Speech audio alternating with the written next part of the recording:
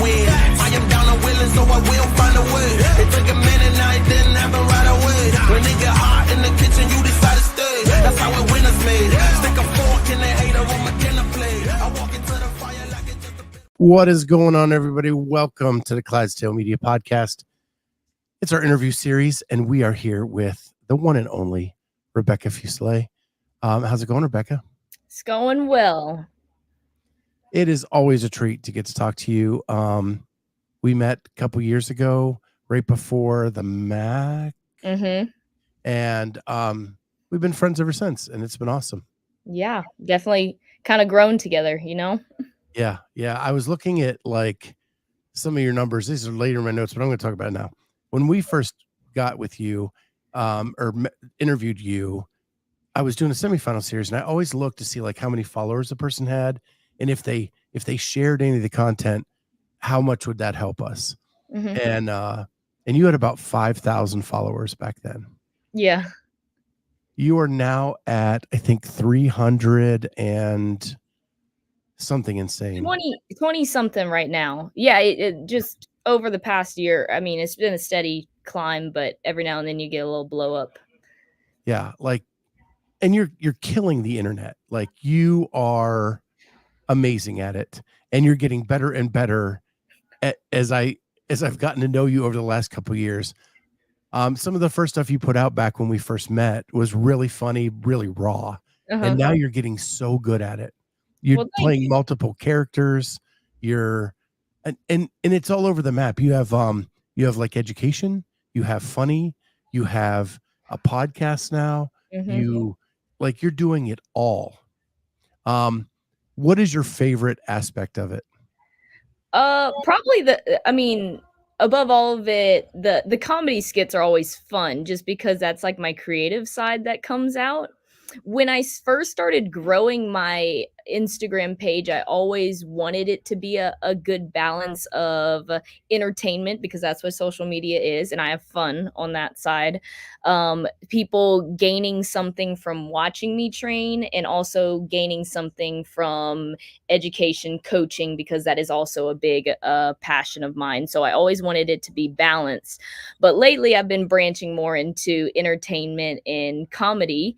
But still trying to sneak in some educational, like this is what I'm still doing in training, because people love to see that too.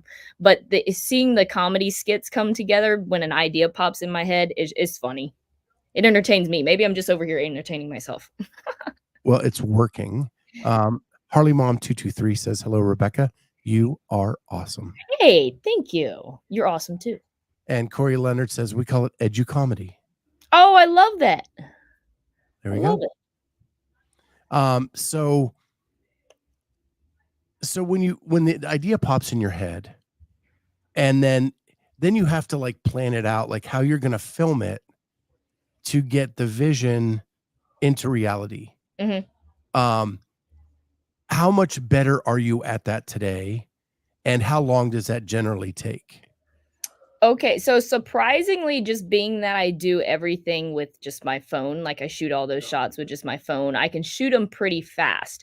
I think the eye that I have for like the different angles and putting some of the skits together is similar to how some people are really good at writing or really good at building stuff with their hands or sculpting. Or I even talk about like my little sister's such a good artist in every sense, like painting and drawing, and she has an eye for that. I think I kind of have, my creative side has an eye for creating these videos and skits, and I think that's where my weird faces come from too. I'm like just a little bit busting out those little weird things that we see on a daily basis, and then it's also like a little bit of a challenge of a skill to try to portray that. So I don't know, I think I thought back to a while that I have been editing videos for a while. It's just now this comedy side and creative side has come out over the last couple years. So and I know that you might still be doing it, painting shoes. Like you have art in your mind anyway, right? Like so visual arts. So now that you've added multiple characters, do you have to like have spots on the floor that you stand to make sure that like all of the Rebeccas fit? Yes, that is a big part of it, and basically, you would act out a scene just how you would see it in your brain. So if coach is standing on this side of the gym, the athletes are standing on the other side of the gym. And I don't know if other people can tell, but if I don't get that the way my picky brain wants to see it, I don't like it. It doesn't make sense to me. So there are some challenges in that, but I think where the reels and the skits that I do really hit hard is that sorry to everyone at CrossFit Bolt, they're all based off of you guys and everything that we do here. Yeah, So, you probably some people have taken on the liberty of guessing who this reels was made off of, so it's a game now. um, has anybody like complained about it, or do they just laugh at themselves? No, they just laugh. We're all one big family here. They laugh or everybody including or sometimes a lot of times they're built off of like myself too and we all just laugh together or it's a fun way. I think some of my old reels used to be like with the gym and making fun of just messy equipment or something like that. Having a more creative way to get our point across without just being like pick up your equipment, you know? I think it kind of started that way and now it's just the silliness that goes on in everyday life. So, just relatable things for everyone that everyone can laugh at. Yeah, that's awesome. We had a meme guy in my old gym, and every meme was something from the gym, right? Like a coach, like you Mhm. could pick which coach he was making fun of or which athlete or whatever. And it actually became really an awesome experience to kind of be a part of as he grew in popularity. Uh-huh. Um, that you knew who he was talking about. Well, there's a tactful way to do it, right? We're not just going out and making fun of people, and there's a classy, funny way to do it, and then there's ways that it can come across in the wrong way. But luckily, everybody kind of understands me and my sense of humor, and we can all get a good laugh from it. Yeah, so cool. Mhm. Um, so I am trying to mute my mic, and I'm trying to do some things. But I was in Michigan this last weekend, covering my co-host doing quarterfinals, and my setup is all messed up. We're making it work. Yeah, I had like multiple mics plugged into the soundboard, and now they're all on. I don't know which one's mine. All right, we sound good on my end. Yeah, cool. Well, so there it is. Anyway, so you're also a podcaster now. We talked about that last time you were on the show. You started doing this podcast. Um, you were just in the beginnings last time you were on. Now you've been doing it for about a year. Mhm. So how do you like doing podcasting? Is there any pressure coming up with topics every week? As someone who does weekly shows, sometimes that can be tough, and then sometimes CrossFit just makes it super easy for you. Yeah, especially while you're in season, right? You have things to Right. talk about and everything, and when you're out of season, it gets a little bit more challenging. Um, I think well, we're trying to get on y'all's level, Scott, because we were doing really good for a while of getting one out every week. Like last week, quarterfinals kept me from shooting another one. I need to get like episodes ahead so I have time to edit them and everything. But our podcast, and I've always wanted it to be this way, is not so much a news podcast. It's more of just Matt and I sit down and talk about topics, what's going on in our life, and then the broader picture of CrossFit and how that all ties together. And then just random questions from folks and fans just to make it more of a conversation. And honestly, I don't feel much pressure when it comes to podcast topics and everything because Matt and I will talk about anything fitness related, or maybe it's like not even close to fitness, just the most random things. And I think it's something we really enjoy doing together because we'll get on the weirdest subjects. And it's just a conversation between us. But I will say, on the podcast that I didn't have like some bullet points and some things prepared, they went all over the place, crazy wild, and I didn't like them as much. So there's an element of organization with a little bit of spontaneity. I'm still trying to figure out that. So Holly, Love the podcast. Oh, Holly thank you. is our statistician.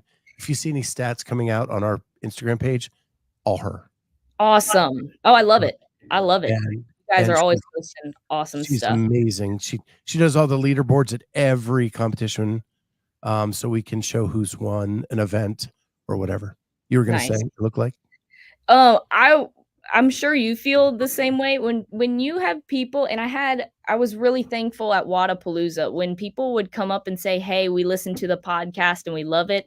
That's like a whole nother level of appreciating like the content, because I feel like the people that listen to your podcast are your friends, right? Because they're in on the conversation with you. So that when I have folks that say, "Hey, we listen to the podcast and we laugh and enjoy it," that means that's probably a little bit above just like, "Hey, your reels are funny and everything." That it's like a whole nother level because you're sitting there in the conversation with us. So we love hearing that.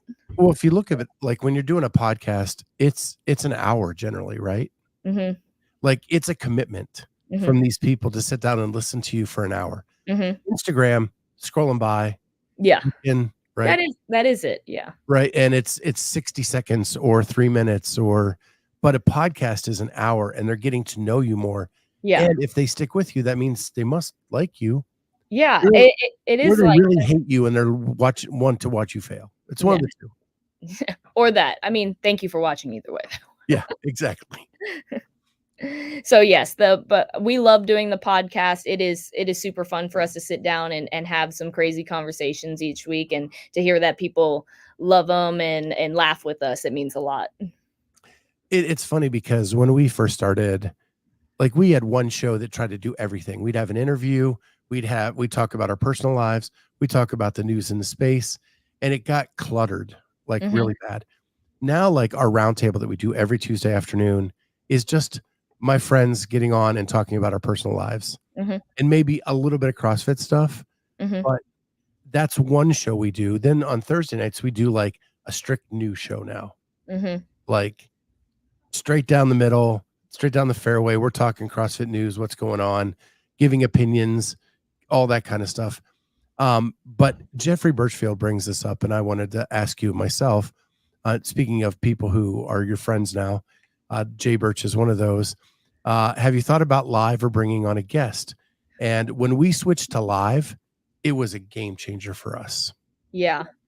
So, we have thought about that. I can honestly say we don't have a good setup for what we do right now. It's literally Matt and I in our office chairs in my phone recording in our Bluetooth mic. So, in the future, when we have a better setup, that would be so fun. Actually, I have to say this. In the past, Matt, when he's done his individual podcast, he called it the Bolt Pod, he used to bring some members of the gym onto it. And it was a really fun thing because these are your friends that you always work out with, but you get to learn a little bit more about them when they're on the podcast. So I would love to do stuff like that.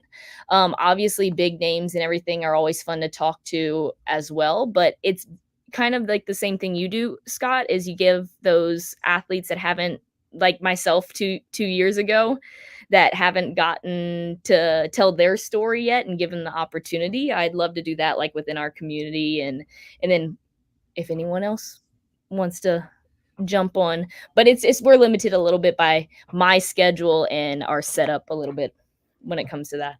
Yeah. If the only time you have is 3 a.m. live, probably isn't that good anyway because nobody's up, you know. I ain't up at 3 a.m., but I would be if I mean, sleep is boring, but I have to sleep. Yeah. I don't even know how you keep your schedule. It's insane. I like So it that way. uh Omar says funny AF. And you are. More laughs. We need more laughs. Denise Moore, uh amazing 65 plus masters athlete, says I love Becca. I love you too. Thank you guys. It always means a lot to know you guys are out there cheering us on over here. It's funny you say like that. When we first talked, you hadn't had a lot of opportunities on a podcast, and that's what kind of this show does. We try to give a voice to those that don't have one in the space. But honestly, it was out of greed. The stories are way more interesting from those people than everybody's heard what Justin has to say. Everybody's heard what Tia has to say. Mhm. Nobody heard what Rebecca had to say 2 Mhm. years ago. Yeah, it's just new conversations. That's good stuff. Right, and sometimes it's like Denise's story that we just pulled up, like, Mhm. I just interviewed her.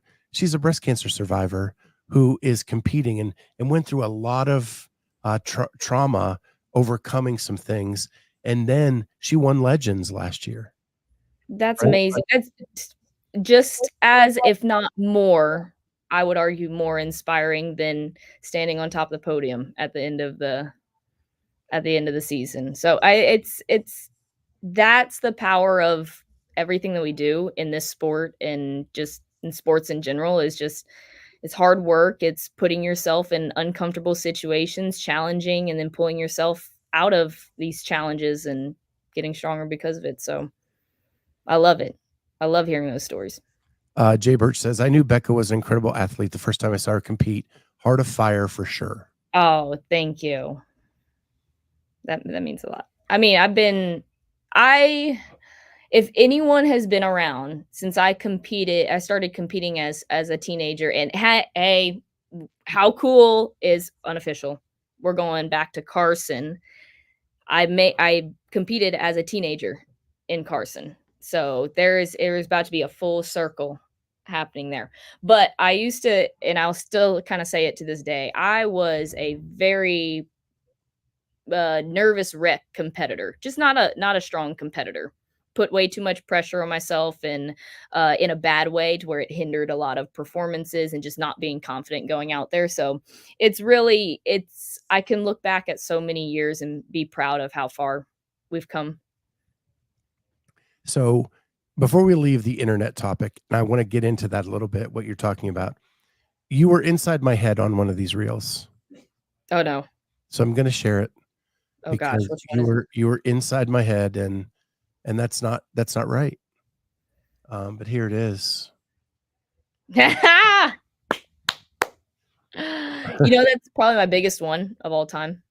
I think Really? it I think it touched a little bit different community just being that, it was a little the Pokemon one. Yeah. Because Well, my if my brother thought it was funny and that I wasn't being completely ridiculous, then we were on the right track. yeah. Nobody loves a bench press more than I do, Oh, yeah? and then to it turn into an echo bike Right? is just insulting. That's one of those where this is the beauty of content creating and any art that I think if you are an artist of some sort out there, whether it's like video editing, painting, whatever it is, I came up with that one on the spot. I go, "Let's shoot it." Took me fif like 5 minutes to shoot it, and it came together like that, and it's probably the biggest one. So, I get a little bit butthurt when I spend, like, 30 minutes trying to set up and edit and shoot a reels, and then it just flops. I get a little bit butthurt about that, but what are you gonna do? Um, Denise jumps back in. "If I don't see a Becca IG video every day, I'm not happy. I look Dude. forward to her content every day." Dude, I feel bad if I like, during quarterfinals, I tried to stock up on a few videos, before we started competing because it's hard when, I get into competition mode. I have no my creativity brain is shut down, and it's just full focus on those workouts, and I feel bad. I'm like, "Shoot, I love to post those videos every single day and get some laughs," and, I feel bad if I don't get a video out. I should have another good one today. I'm gonna show one more because, it's the one that just I think it was out yesterday. Yes. Sure. That one was based off of something in quarterfinals too. I had a Where lot of quarterfinals ideas that Matt and I were brainstorming on. so we had an athlete at our gym that would keep when he snatched, it was always out in front of him, so he always, like, ran forward with it. And then we had a local comp that actually made you do it in a box, and if you stepped outside the box, it was no good, and he didn't get a single lift. I mean, that's how it should be for safety reasons, but sometimes in the gym, you take it on a little walk and everything. What's funny about that one is I was shooting it in the morning, and then all of our neighbors that are all around our building complex just saw me walking around with a barbell and my tripod, and I just act normal the whole time. So the comic brilliance of this one is you take a concept like keeping it out in front of you, and then you have to run with it. but when you stop on the couch, took it to a whole different level. That's on the spot thinking. I've just walked around the building. I was like, oh, this might be funny. So yeah, that one really tickled me. No, good. So Here for the let's laugh. talk about the season. You came into this season. I want to start with this. Last year at the West semifinal was not ideal. Jamie caught up with you after, I think, event 4, and you did an interview with her. And what I love about you is that you don't shy away from the tough conversation, and you are probably the most self-aware athlete that I know. And I'm going to play that interview, and then I want to see like how that evolved into this season. Let's see it. And then our mics will mute during this. It's a minute 32. But I'm going to show this real quick. So I personally have thought the programming was kind of power out-based, strength biased. Can you give me your thoughts on the weekend so far? Yeah, I think there's no sugarcoating that. I think we've all figured out at this point, like, the programming is what it is, and a lot of the workouts are leaning towards just having a little bit more mass behind you and having that power output, which we've been training all year. So regardless of what those numbers look like on the leaderboard, I'm like exceeding expectations and everything for what I had for myself. And then the end goal is, no matter what the programming is, I want to be able to make it and qualify. Obviously for this year and where I'm at right now, I mean, there is one more workout to go, and I'm going to fight to the end, but there's a lot more growth to happen, and you guys will see me competing for a long time. Absolutely. So and still trying to soak it all in. So would you say you are even fitter this year than last year? Oh, of course, yeah, like 60-pound dumbbells in each hand, that wouldn't have happened like 6 months ago. So the fact that we almost finished Linda, and my goal was like, I would be stoked if I finished Linda, 2 reps short of that. So I mean, we've seen so much growth over the past year, and I'm like, despite like the ups and downs we've had with being a little bit frustrated with the programming and whatnot, like, I still feel like we're headed upwards. Like, I still feel it. I'm not discouraged at all. In fact, I'm like encouraged by everything we're seeing this weekend. That is amazing to hear. I'm excited to watch you power that bike. Yeah. And excited to watch you continue for another year and come back even stronger. Thank you so Good job much. this weekend so far. Thank you. What a weirdo. I'm just kidding. So there you are in the middle of a competition where at that point it was obvious you're not going to the games. And yet you are still able to assess yourself and your abilities and how much you've improved from the year before where you actually did go to the games. Mm-hmm. Is that something you've had to work on in your career, or are you just naturally a positive person? I wouldn't say I'm a naturally positive person. I think that's grown over the years. I think that's a huge area of growth, just as much as like physical strength, because I'm really, really hard on myself. And I've really come to realize over the years of competing, and if I want to keep competing, if it's worth that or to still compete, like, I have to enjoy it and learn how to pull positives from it. If not, it's just, I'm not going to compete if I'm just making myself miserable all the time. But I do feel like the way I was raised in the sports that I grew up in and everything, I was made to compete because I really do love to do it. And I know the best of the best know when to appreciate like those moments and how you got better, but also not. I think when I look back at an interview like that, I was very proud of myself for staying in the moment and being and trying to take away every positive from it. But I know in the back of my mind and in my heart, I was still pretty bummed and disappointed that it didn't end up like the year before. But there was never discouragement. It was just, what do I need to do next? And the word I think I've been catching myself on even through this season is being patient. I realize I'm still not at my strongest years. When I've been competing since a teenager, I knew it'd be a long, long journey to find the biggest Becca there is. So we're still not at that. It's patience. It's having patience. So Jamie's actually jumped in the chat. Loved speaking with her. Yeah. So Big Becca is still a thing. It's still a hashtag. It's still on your Instagram, and it's still the main goal. It's everything. It's everything for me right now, and I think I hope it connects with other people too. It's a mindset. I feel like it's an alter ego almost. I like it. I like it, and eventually, hopefully, you're superhero. Mhm. So when you look at like last year and in all of your lifting numbers improve, and it just wasn't quite good enough last year in a programming style that was very power output. Do you have to tell yourself that this programming just wasn't ideal and you have to be patient, but someday it's not going to matter? I would rather go through the things that we went through last year right now because I know my stronger years are coming up. So yes, there is a bit of disappointment. It's really you're really getting all the emotions when you go hit PRs mid competition, but they're just not good enough because you have to be proud of that.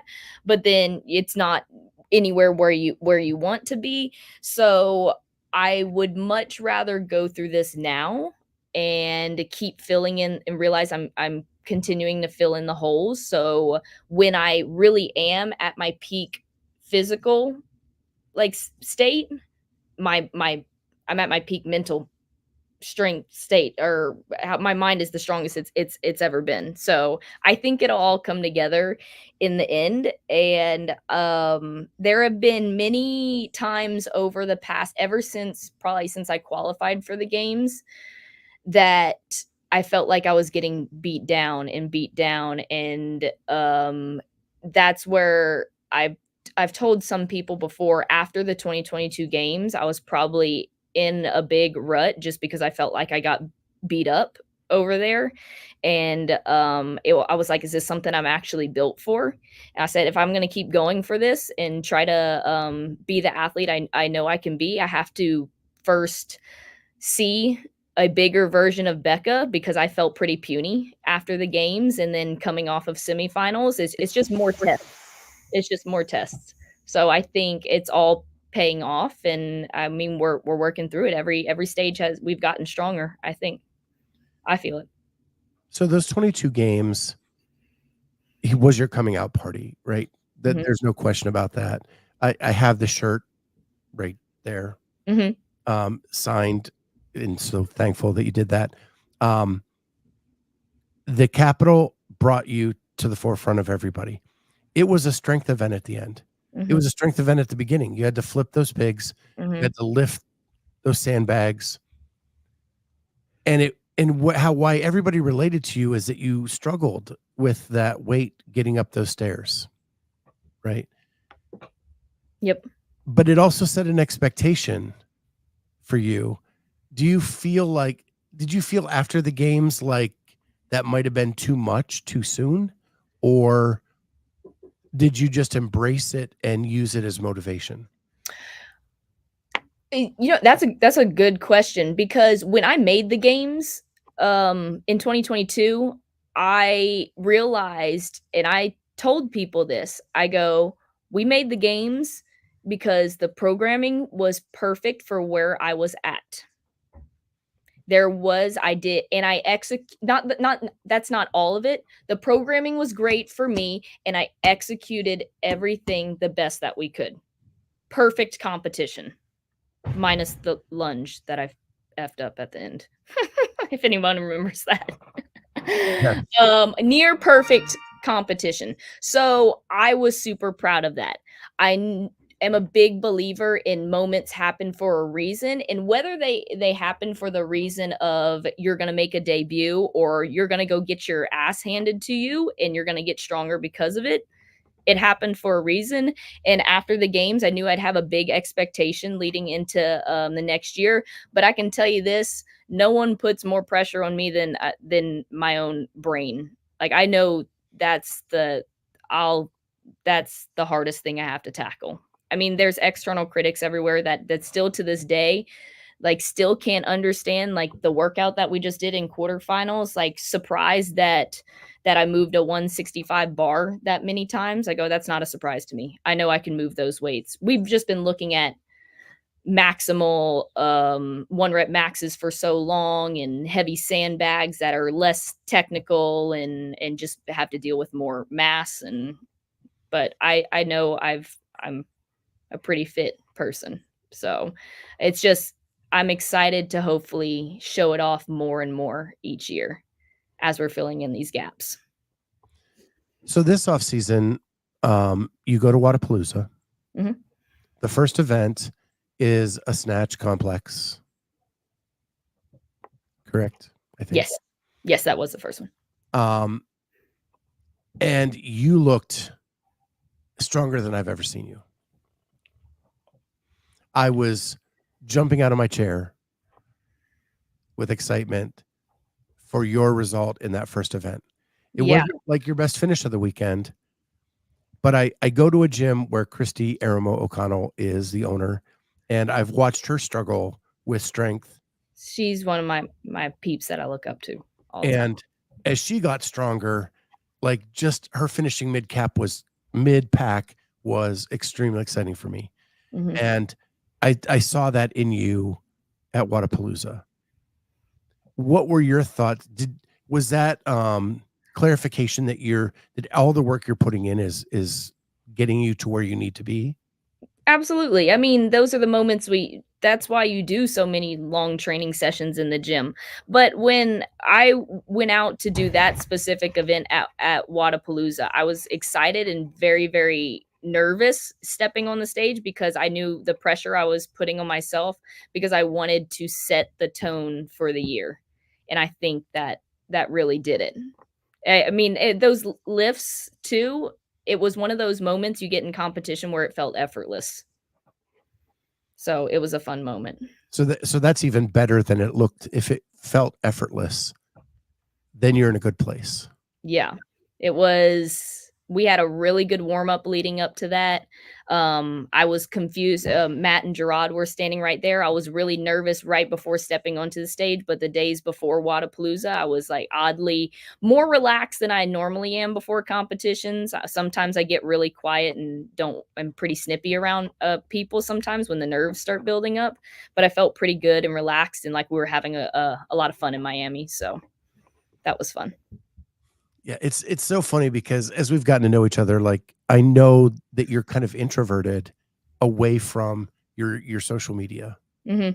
And so and yet you push yourself to do all these videos and all these podcasts and you're so good at it that people would be amazed that that's not how you are at a competition. And I'm just a weirdo. Just I don't know. I'm like I love making all the weird faces for videos and characters on for all that. But when it's time to compete, I'm really, really quiet. I'd rather I've tried to be when I was a younger competitor, tried to be that crack a joke right before we go out for competition, but I realized those were my own like insecurities coming out. Like funny example. I'm gonna be the one to trip and fall on my face on when we're running out to our lanes and everything.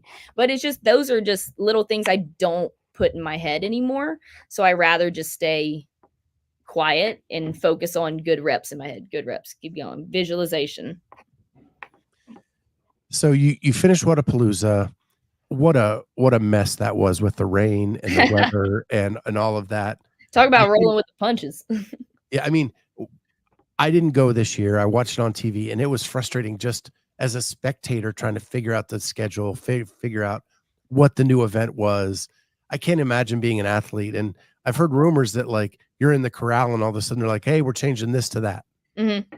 Yeah, there was a lot of last minute changes just because it would start pouring or just start raining a little bit harder. But I do appreciate Wodapalooza. The people that were running it seemed to be very on top of having things ready to go or backup plans ready to go. But yeah, there were situations where things got changed like before we ran out onto the floor. That there were weights changed when we got on the floor, like the dumbbell workout, I looked over and I go, oh, that's a lighter dumbbell, because they didn't want 70-pound dumbbells flying into the crowd. Although that would have been exciting, I guess. Yeah. I mean, Duck. Yeah. duck. So then we get to the Open, and we're going to talk about, I think this is a good segue. You win event 24.3. And, you know, the big saying now is the Open doesn't matter. The Open doesn't matter. But it's got to mean something when you win an event or you do well in it, as a gauge as to where you are in your fitness. Mhm. So you win 24.3, and your gym does this Mhm. for you. And they First give you this belt. We should give Matt a ring announcer, like hype man spot somewhere. So I think I can unmute it. Maybe. Try that. Yeah, the other side. You might know her as Coach Rebecca around here. She floats like a butterfly, stings like a big bee. 24.3 world champion.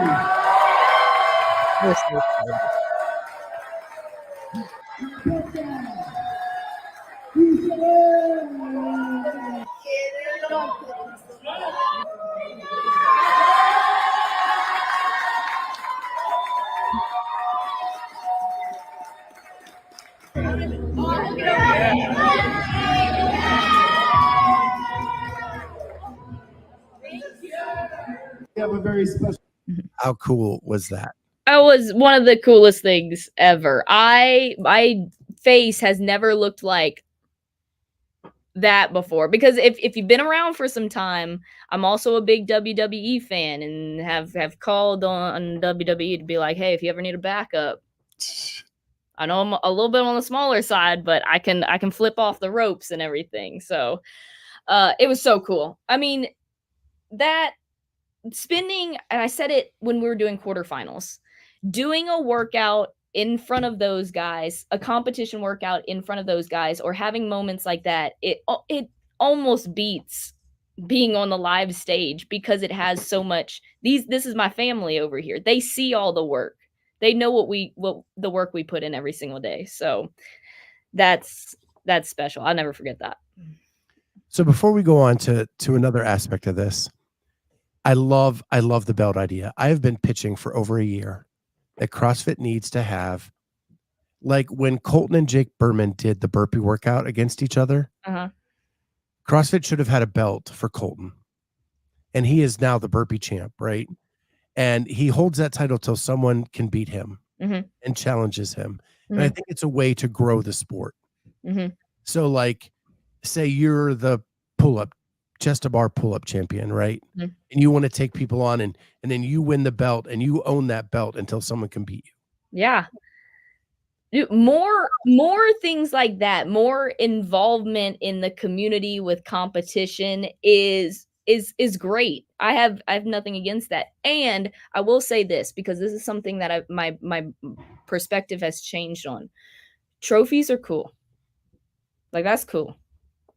Everybody, like, as much as you want to say, like, oh, the medals and everything, because I grew up that way. I was like, I don't actually do it for things like that. But to have something that you worked so hard for and to be recognized for it, like, that's fun. That's special, and that's competition. You get the title, and it's fun to have little things like that to fight for. It just adds a little bit of fun and character to the sport too. Trophies and medals are cool. Mm-hmm. A championship belt is the cat's pajamas. Is that I've never heard that term, Scott. I'm trying to bring it back. It's from like the 1920. I hope that means it's awesome and it's good. It's the Mac Daddy and the Daddy Mac. I mean, I felt that thing is awesome, but it belongs here at Bolt too. That's super cool. Yeah. So I just think, I think like a championship belt, just it's universal as like this epic thing. Like boxing's been around forever, and then you add that to UFC, and you add it to wrestling, and it's this like iconic award Mhm. that you get, and so I think it's cool. Yeah, I mean, that whole thing, I mean, there's so much, and we talked about, it's like this whole conversation is coming full story of just the bringing up of, like, my own story, and everybody has their own story, but, the whole story of 24/3, which I know what you're about to bring up, Scott, I'm gonna get into the other side of 24/3. It's so much of just adding to the storybook, and one of the things I'll always be proud of, like, it's cool to, and it's a huge, major accomplishment to make it to the CrossFit Games. But there are very few people that can say they're the best at one workout on planet Earth. Like Yeah. that's really cool. That's a special title. So you know where we're going. In Mhm. typical Becca fashion, it can't be all good. Mhm. We got a trip going out to the floor, Mhm. and everybody's got to come down on you for the way your elbows were built. Mhm. They're built different, man. So there was some internet gripe about that you didn't come to full extension with your elbows. Mhm. You then so this is what I find fascinating is you're the queen of the internet. Like so if anybody's going to battle that siege, you're going to be equipped to do it. Mhm. And immediately you put out a video showing you doing like 10 other exercises and that in your elbows in the exact same position they were for that movement. Mhm. And other exercises where it would not be advantageous not to be at full extension to your capability. You are the first person to realize that. Do you realize that, Scott? Well, That then the other people I are not smart. Yes, I know. You are the first person to realize that we actually struggle a little bit with my elbows not being able to, it's not that they don't lock out all the way. Think about, like, they're just not stacked as well as I would like them to be, like a perfect column. Right. So they've been through any they we I had to rehab on them all ever since I've had injuries from gymnastics and everything. So Yeah, in a handstand push-up, it's not advantageous to have a bent elbow. mm-mm. Like that will crush you. And Mhm. yet you're great on your hands. Mhm. So I The thought that was a great illustration. Mhm. There's lots of different aspects of it. The biggest thing is, I'll say, is, CrossFit has helped my keep my joints very, very strong, and that is one thing I'm very happy, especially when it comes to something like that, like previous injuries. It's something, everyone always has those little things that they're always dealing with, but, weightlifting, weight training, and, has kept that joint much stronger than I thought it would ever be. So, that's good. Yeah. So you say like you try to your own opinion matters more than any kind of critic from the internet. Yet you're besieged by so much of it in this moment. Mhm. Did it take a toll on you, or did you do that video and say, "Here's my response, and I'm done with it"? Um, the goal, I mean, I put out that video with that positive mindset in the forefront. But I take it, that was honestly one of the hardest things to go through, and all kidding aside, I leaned on Matt, I leaned on my family, and I leaned on the community for a long time, after that, because it was a lot of just up and downs in my head of just the last thing I would ever want to be accused of is trying to cheat, and that's what was being put in my head, is like, this, she's trying to cheat, she's trying to cut range of motion, that's not how you do it. That is everything plus more that I am not. I would never ever try to do that. And the thing is, the whole story of that is that one workout was it in some way, it felt like it had to happen the way it was with the type of competitor I am. Everybody's in this stage of CrossFit where they're saying the open doesn't matter. I don't care what competition you sign me up for. Yes, there might be a little less pressure on the open, but I'm going to finish every single one of those workouts on my back and make sure it was 100% of everything that I had. And then when I crawled up on an opportunity to show that and showcase a world record time, I knew from the beginning what we were getting ourselves into, of being under the microscope like that, where everybody was going to be so nitpicky and everything. And some people would understand. And in the vlog, which I'm sure most people have seen, I talk about it, where there were some things that I didn't like about our first attempt. And there was a reason to redo it, even though I was very confident in my first attempt. I was like, there's more in this workout and there's more we have to show the world. So we redid it. And I loved the way the second attempt went. And there was so much emotion that went from starting 24-3. I did my first attempt on Friday morning.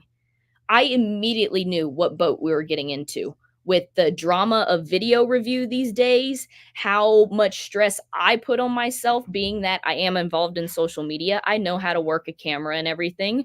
So I want to make sure my video is legit and unquestionable.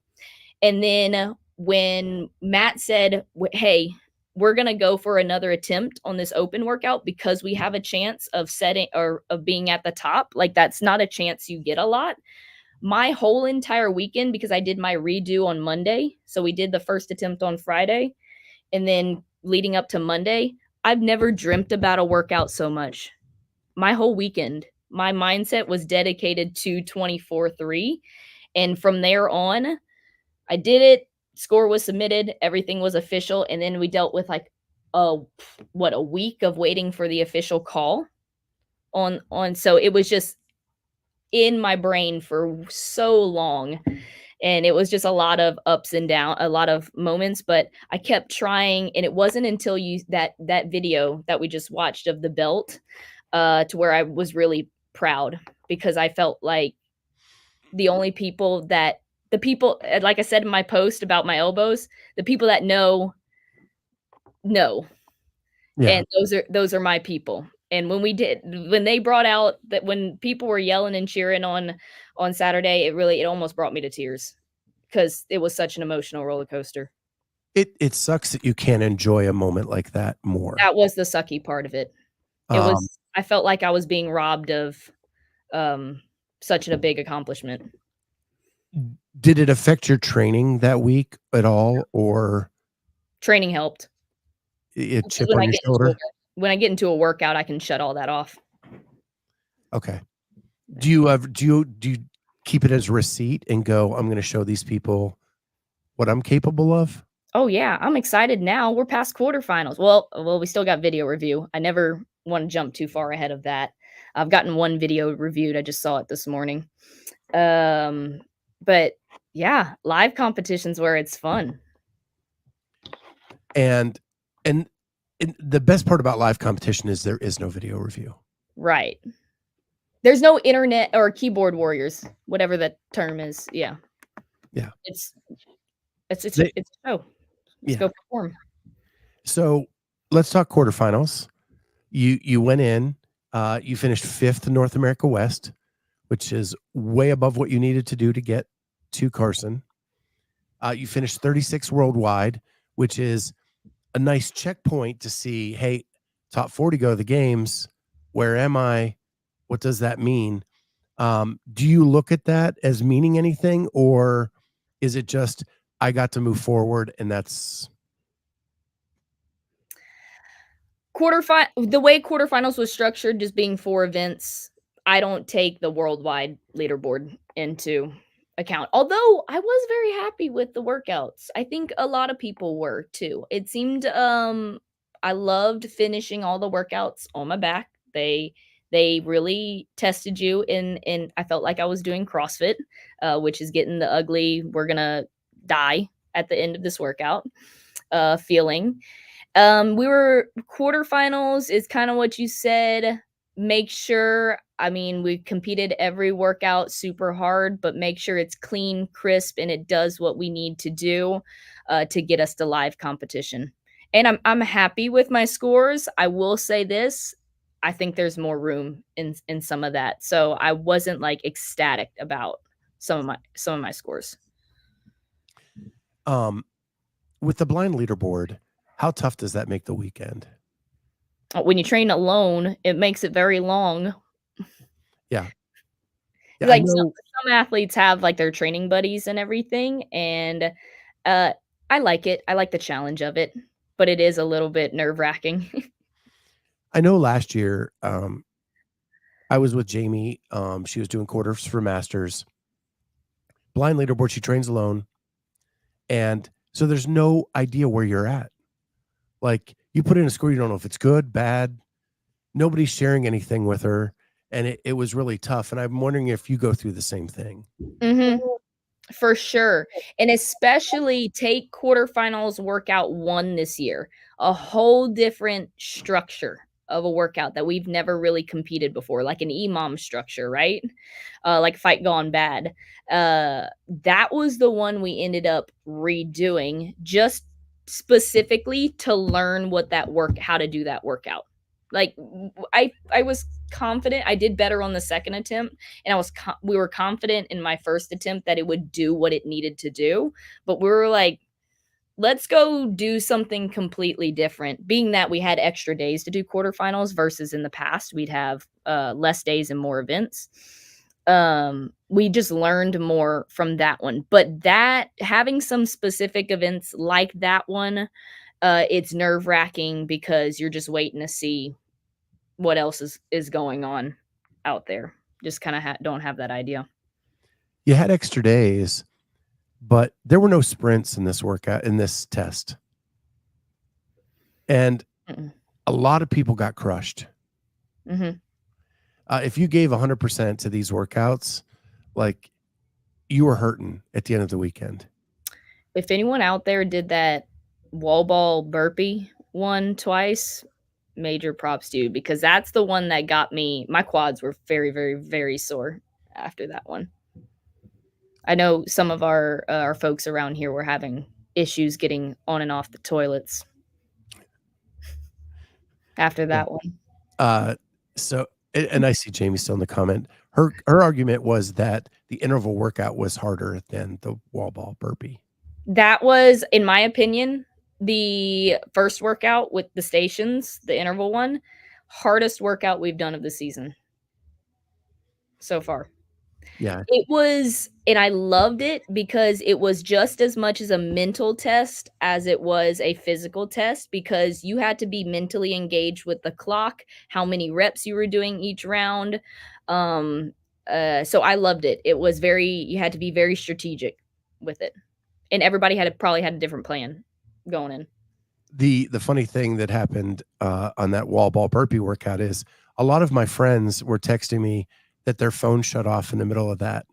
Many of them passed the 50% mark and then had to redo it because their camera shut off. Bro, what precautions do you take that doesn't happen? You don't want to even know. There is so much that I do. I get more and more like insane when it comes to quarterfinals and getting these videos on right, which is understandable with the scrutiny we get on videos these days, which is appropriate. I have nothing against it.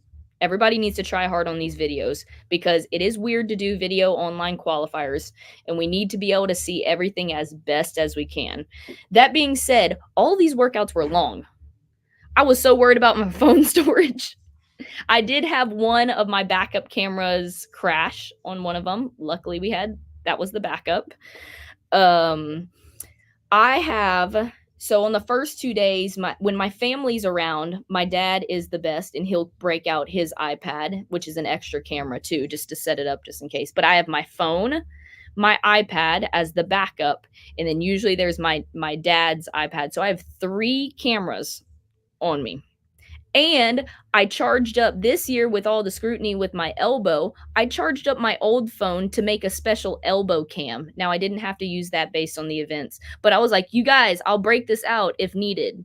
I will put a camera right on my elbow where it looks less like a rainbow, so you guys can see that I'm getting locked out and everything. So there are 2 to 3 cameras set up. Before every workout, I make sure I have more than enough storage. It's set to airplane mode. I think I shared this on my newsletter. I was like, if you guys use this, I think you'll be good. But airplane mode, fully charged electronics, all of that. But half the time in the workout, especially something like that one, I'm thinking about, please, I hope the camera's still going. I hope it's still going. Extra stress. Jay Birch says, how many times did you check to ensure your scores and videos uploaded correctly? About 1,000. About 1,000. So this is what I do. As soon as I finish the workout, I have this whole thing figured out. This is why I'm tired. Like after quarterfinals, my body's not tired, my brain is tired. Immediately after I finish the workout, they go get uploaded to YouTube. Okay, both the main camera and the backup camera get uploaded to YouTube. Then the score, being that it's a hidden leaderboard, you put your score in ASAP because you can always go back and edit them. You can delete scores and edit them. So you might as well get something in there, even if you choose to redo it after. There was a little bit, I think we all know, I'm not going to sugarcoat anything, the mishap with the some people putting in the incorrect score for the workout 4. I've heard that been going around. You know what I'm talking about? No? I do not.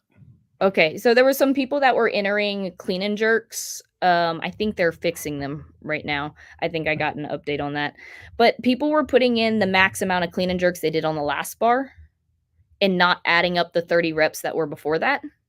So they were putting in like a much lower score. When you enter in your score on your profile, it gives you, I think the website's great. I don't know how it does this, but it gives you a summary of what you completed in the workout.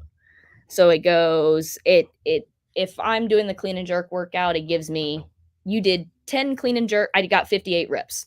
You did 10 clean and jerks at workout 1 or weight 1, 10 at weight 2, 10 at weight 3, and then 28 reps at the final barbell. It gives you a summary of your workout.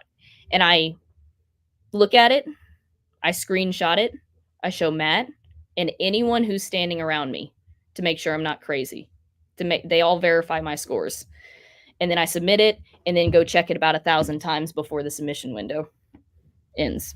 No joke. I have screenshots of everything. So one of my friends who the phone cut out, airplane mode and do not disturb are not equal partners. I've always done airplane mode. I don't know what do not disturb does. He had airplane mode and got a spam phone call and it cut off his video. So we need to put on do not disturb as well? I think that is what he is saying. Okay. Thank you, Corey. We survived this time, but I will take that into account. Well, I think an iPad is even safer because there's no phone calls, right? Like, I think my phone connects to my iPad. So I think whatever comes through on my phone comes on my iPad. Yikes. We're going to have to test that going into next year. We made it. Yeah. You're all live now. But yeah, that's why people were asking me if I was excited about quarterfinals. I told them no for that reason. Am I excited to compete always? Yes. But for the videos and everything, that's stressful. I know we had a question back here. Sure. From, I think it was Sarah Cooper. Here it is. Found it. How will her training change between now and semis? Good question.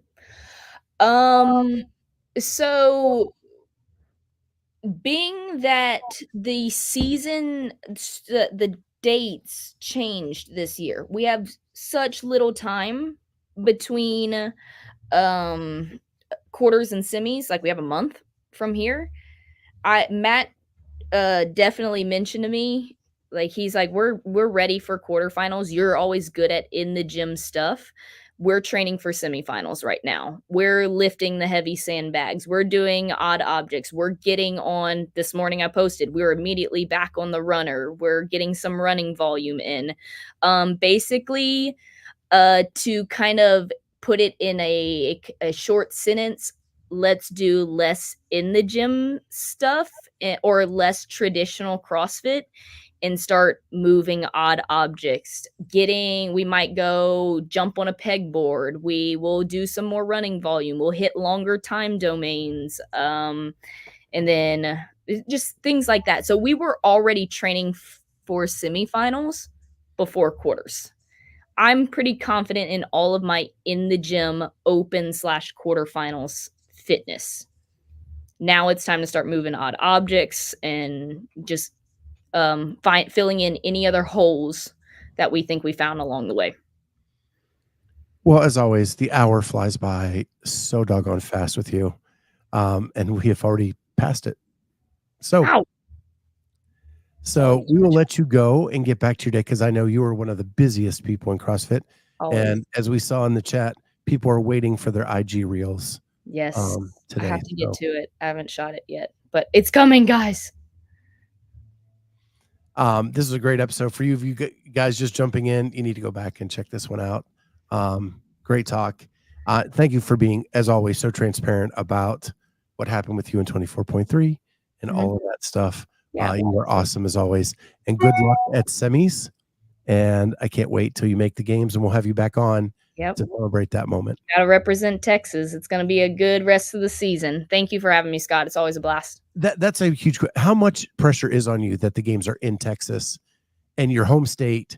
And do you want to make it while they're there?